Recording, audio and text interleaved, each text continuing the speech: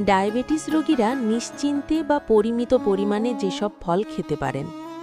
১. যেসব ফল বেশি উপকারী, লো জিআই। পেয়ারা, এটি ডায়াবেটিস রোগীদের জন্য অন্যতম সেরা ফল। এতে প্রচুর ফাইবার আছে এবং গ্লাইসেমিক ইন্ডেক্স অনেক কম। আমলকি, ভিটামিন সি এর দারুণ উৎস এবং এটি ইনসুলিন নিয়ন্ত্রণে সাহায্য করে। জাম, জামের বিচি এবং ফল উভয়ই রক্তে শর্করা কমাতে কার্যকর ভূমিকা রাখে। নাশপাতি, এতে প্রচুর পরিমাণে ফাইবার থাকে যা হজম প্রক্রিয়া ধীর করে এবং রক্তের চিনি নিয়ন্ত্রণে রাখে। আপেল, খোসাসহ আপেল খাওয়া ডায়াবেটিস রোগীদের জন্য ভালো, তবে দিনে একটির বেশি না খাওয়াই ভালো। ২. পরিমিত পরিমাণে খাওয়া যাবে।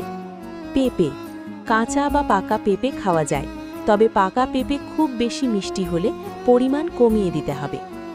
কমলা বা মাল্টা, গোটা ফল খাওয়া ভালো, তবে ফলের রস বা জুস করে খাওয়া এড়িয়ে চলতে হবে, কারণ জুসে ফাইবার থাকে না। ৩. যেসব ফল এড়িয়ে চলা ভালো।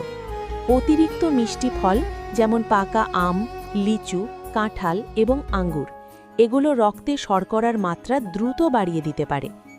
কিছু জরুরি টিপস: জুস নয়, গোটা ফল খান।